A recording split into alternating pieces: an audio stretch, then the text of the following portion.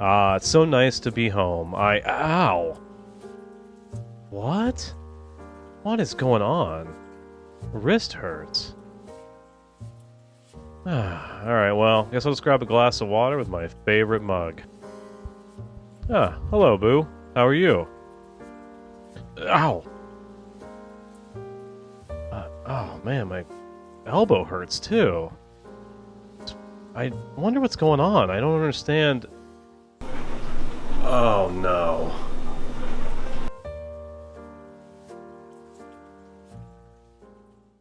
Hello, my name is Colton River. I'm an aspiring musician and music lover, and I have tendonitis. Now, before we get into any of this, should be timestamps all around me here with the different parts of the video, so you can skip to the part that's relevant for you, the part that you wanted to see or needed to know about. So how do I know I have tendonitis? Well, I've been to the doctor for it before. The first time I got it was from playing drums, and I went to the doctor because I had no idea what it was, and it doesn't really affect me playing the drums, but as soon as I was finished, it would have this intense pain right here in the top part of my arm, and in my elbow too. So the doctor asked me what I had been doing and all that fun stuff, and I said I've been playing a lot of drums lately. I was trying to learn the craft, and I was practicing a lot, and he said, well, you have tendonitis. And then he gave me some different tips, which I'll get into some of that stuff a little bit later. To be clear, I want to let you know that in this video, I am not a doctor, and this is not medical advice, and I will say that again probably several times. So what is tendonitis? Well, tendonitis, and sometimes called repetitive stress injury, although that's more of a blanket term that can cover several different things, is an inflammation of the tendons that run from your wrist down and attach, I believe, at your elbow. That's where you usually feel a lot of it. You'll feel it in here, and you'll feel it sometimes in here or down below in here. Right now, the one I have, there's two different kinds, the golfer's elbow and tennis elbow.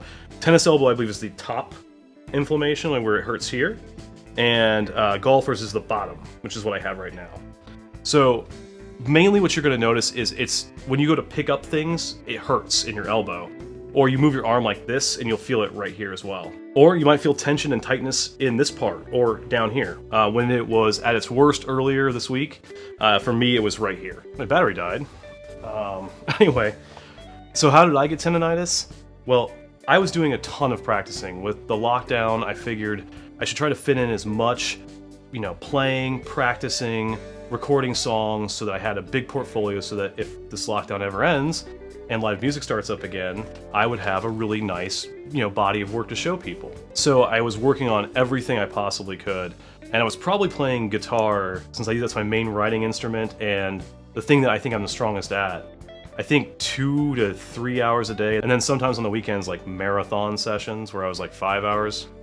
And I started to feel it when I was playing one song in particular, and it started to present kind of like right here on this backside of my arm. And I ignored it, which I know better. My doctor told me not to do that. It's, I think, like the number one thing when they talk about not having recurring injuries with tendonitis is to make sure if you start to feel the symptoms of it, you stop, whether you're 2 minutes into a practice or 2 hours into a practice. Now, if you're on a gig or something, there are some things that you might be able to use to mitigate it if you don't want to stop or quit, which I would understand other people are relying on you, sometimes a lot of people. And we'll go over those in section 2. But if you're just at home practicing, and especially right now, you start to feel tension in the top part of your arm, the bottom part of your arm, the elbow, even the wrist, and for something else, but just for the sake of safety, stop immediately. Now, tendonitis can be really devastating because the main cure for it, at least as my doctor explained to me, is just time and not using the arm, which means you can't traditionally practice your instrument anymore. Whether it's guitar, drums, bass, a piano, you no longer have the ability to do the thing that you want to do. However, there are some things you can work on, and they're things that maybe we don't look at often enough or don't work on often enough. So we can take this negative and kind of turn it into a positive where we get some practice on some things that we don't normally use.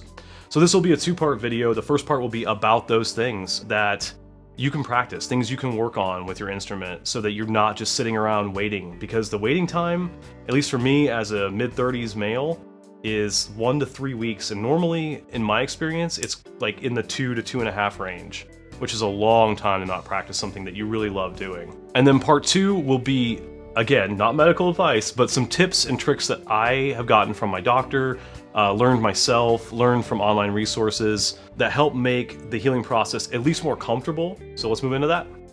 So here are some things you can do on the guitar that can help you practice things that you might not be practicing anyway, and also feel a little bit better about being able to at least practice something on your instrument if it's not everything. So the first series of things I'm going to talk about are left hand only exercises. As I understand guitar elbow or whatever they call it for guitarists, a lot of folks get it in their right. I don't, I get it in my left, and I think that's just because I do a lot of, I don't know why. I really don't know why. So the first thing, and the thing I think is probably the most valuable to me personally, is practicing bends. We so often think that our bends are fine or they sound great, and a lot of times we're good. If we have another band that's playing with us or other music, you can make those micro adjustments where you're like, that bend is a little sharp, that bend is a little flat, whatever it may be that you need to adjust. When you're playing by yourself, and I think we all do this, at least I do, it becomes a little more difficult to judge the bend because there's no context. So one of the things you can do is get your guitar and start bending. You just hammer on the note you want to start with, and then bend it. Never use your right hand at all. This is just left hand only. This is if your right hand is affected. So just hammer on and then bend the string. And then do that with your guitar attached to a tuner. So you can do that with a regular amp sound and a tuner in front of it, or plugged in just a tuner if you want to do it that way. And what you'll find is you're probably always bending a little sharp or a little flat. And that's fine, but you can use that time that you can't use your right hand anyway to kind of teach your left hand where you need to bend on your guitar or guitars to hit it a lot closer to a perfect note, whether it's, one half step up or a full step up, or if you want to bend a step and a half. So that's the first thing. I think that's the most valuable. I think that's the thing that a lot of guitar players, especially intermediate guitar players, are weak at, but don't think they're weak at because in context they can fix it. So another one that I used to do a lot, actually, even when both my arms were healthy, is practicing chord shapes and then practicing moving from one chord shape to another. Sometimes as intermediate to, lower end professional guitarists, we rely a lot on moving chord shapes and hiding those movements with our left hand strumming. So hitting open strings or a quick mute or something like that. Whereas we don't really practice the idea of moving from chord shape to chord shape smoothly, quickly, and cleanly. This is also a good time to practice really difficult chord shapes. If there's things that you just have a hard time transitioning to. I know one of my favorite bands, Opeth, uses a lot of very strange, very spread out chords. This is a really good time to practice those. Another one that I think a lot of people don't necessarily struggle with, but sometimes I think like the bends, we get a little lazy on them, is practicing hammer-ons and pull-offs. And for this one in particular, although all of them I would recommend using a metronome, this one in particular I think it's very important.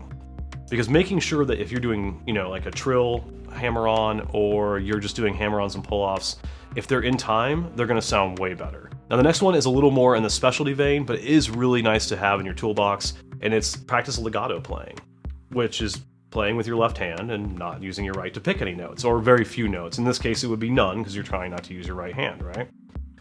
But there's a lot of things you can practice, and there's a lot of techniques you can practice that you might not be super familiar with, or especially like the hammer-on pull-off example, might not be super clean and in time. And then the last, but maybe the least impactful in terms of mechanical practice, would be pretending to play whole songs without your right hand. Like I said, this might not necessarily improve your mechanical practice, but it's a great way to practice songs maybe you need to know for your 2-week time period's up.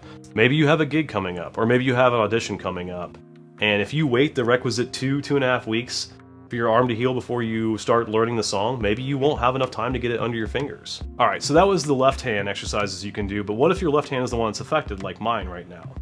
There's a couple of right hand exercises, and the first one that I think is probably the most mechanically effective, at least for me, is to practice string skipping. String skipping is one of those techniques that I think we all know how to do, and much like bends, we think we're better at them than we often are. So string skipping is, going from 1 to 3, or 2 to 4, or just going to non-adjacent strings when you're playing something. Now, for me, when I do any of these right hand only practices, I put a capo on, and it doesn't matter necessarily what fret, but it makes it feel a little less open, and I like that feeling. It makes it feel like I'm actually fretting the notes. Now with this one, and probably all of these, I would recommend using a metronome. Again, part of the problem I think we have with mechanics is we know what to do, and we know the techniques, but oftentimes we don't practice them so that the time is clean. And that can be the difference between it sounding amazing and it sounding kind of sloppy or off to people. They can't put their finger on it, but it doesn't sound right. So the next one I would recommend is alt picking exercises. Now again, alt picking is something we all know how to do. Whether you're a metal player or you play country, you know how to alternate pick. But again, one of the problems a lot of people have is they don't play it very cleanly in rhythm, especially when you get into faster stuff. Now this next one is, again, kind of specialized like the legato one from earlier, but you can practice finger picking and just start learning how to move your right hand correctly over the strings, how to do percussive notes, how to pick with fingers you're not used to using for picking. You can also practice hybrid picking too, which is a really interesting technique that can open up a lot of doors in terms of being able to play with a pick and with your fingers. And the last one with right hands, and I think this is more for people who maybe don't play a lot of metal or a lot of heavy music, is to practice palm muting notes. So again, pick a capo on whatever. I actually for this like to put the capo as though it's making a E minor power chord. And then I just practice, again, with the metronome out loud. The position for palm muting, if you're not accustomed to it, can feel a little awkward, and that may throw you off, especially in your timings and things like that. So sticking with your guitar, there's another couple things you can do, and that's practice the notes of the fretboard, as well as practice the scales. So get your guitar out, put it on your lap, either flat if you want to, or put it in playing position, and then just start looking at the different notes. Now there's different ways you can do this. There's a couple of different things that I think are super useful. Pulling up a map of the fretboard when you're just starting is really, really, really helpful, and I'll put a link for that somewhere. Doing that when you first start is really helpful, but eventually you want to be able to know where the notes are on the fretboard without having to look at an aid or a map or a chart or something like that. And so one of the things that's the easiest for me I like to do is I like to assign all the notes to 1 through 12 on a random number generator, and I just click randomize, and whatever one pops up, I then try to find as many of those notes as I can without having to count or count it out, so be like A sharp, B, C. Then when I'm done, I'm going to go back and see if I can find all of them. So have, maybe the fret map on a tab you can't see or something like that. And then the last thing that's kind of guitar only is to go through and practice your scales, especially ones you may not be familiar with. I use minor for a lot of my writing. I use minor for a lot of the songs I play, or Phrygian, different scales that I use a lot, but maybe there's ones I don't use, like Mixolydian or Ionian. And so those are ones that you may want to go through and learn some scales that you don't know well. You can also practice mixing. There's a lot of different things out there. There's often contests that you can do where they'll send you stems, and you can learn to kind of put them into different arrangements, mix them with different EQs, see what different kind of plugins work, how volume, normalization works and all that kind of stuff. Those are all things that you can practice to try to make your mixes sound better. So when you do write music and you do record music, the presentation that you give to people is even better. And the last thing to do is general maintenance. If you have instruments, you have maintenance you need to be doing on them, and maybe you haven't been doing it. Clean your guitars and deep clean them. Take everything that you feel comfortable with off and clean it. Clean it safely.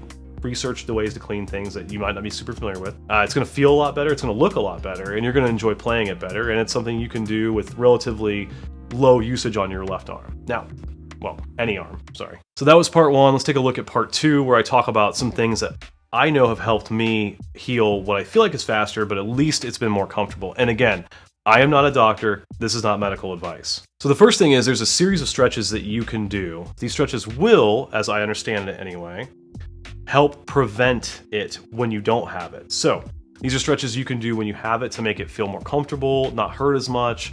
But more importantly, these are stretches that you can put in your bag of tricks to do before you play guitar or drums or whatever your instrument is, to make sure that you don't re-injure yourself or lower the chance of you re-injuring yourself. So the first one is you with your hand straight out, and you're going to bend your entire hand down, and you're going to lightly pull on the hand towards your body.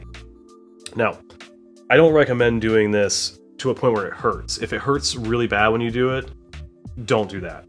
But if you feel a little bit of tension and it starts to kind of smooth out a little bit, that's fine, you're good. Just a little bit of tension is good. Do that for 30 seconds. My doctor told me any stretching you do is basically ineffective if you do it for less than 30 seconds. I don't know if that's true.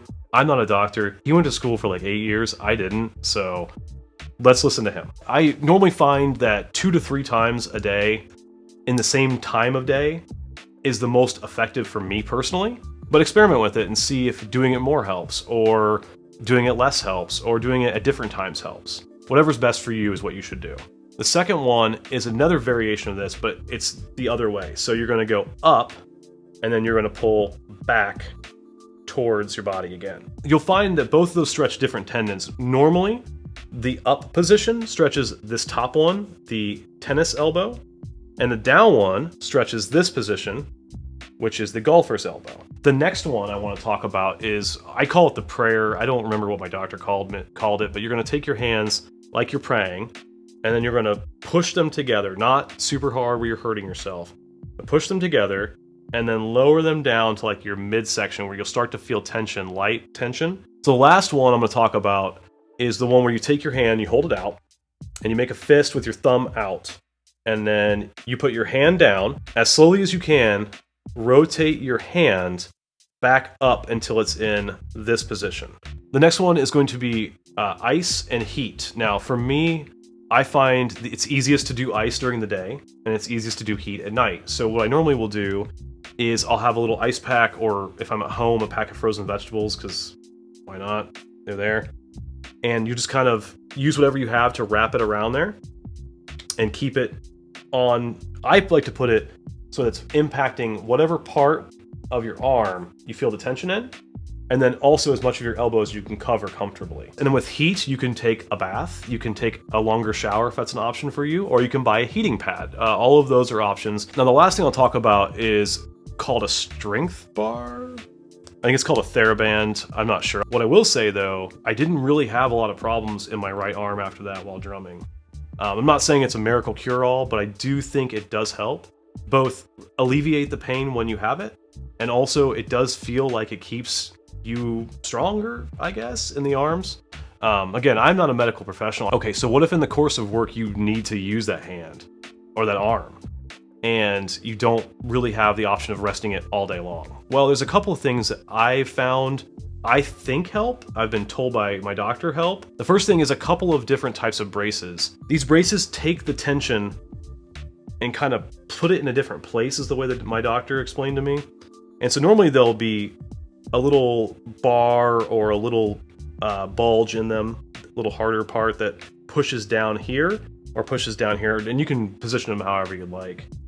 And that does feel like it kind of takes some of the tension off those tendons. I put that on and it helped a lot. And in drumming now, I don't for camera work use it, but anytime I'm drumming for practice, I put it on just because I think it helps. There are also braces you can get that cover on your wrist. I've heard those helped. They didn't help me, but again, each person is different. Another good thing about the wrist braces is they can remind you not to use that arm. If it's your right arm and you're right-handed, or if it's your left arm and you're left-handed, it might be nice to have a reminder nearby your eyes, so when you go to reach for that door or that heavy thing, you remember, oh, I'm not supposed to use that hand for things. A lot of people suggest switching your mouse hand when you're at work, if you work on a computer like I do. I've done it.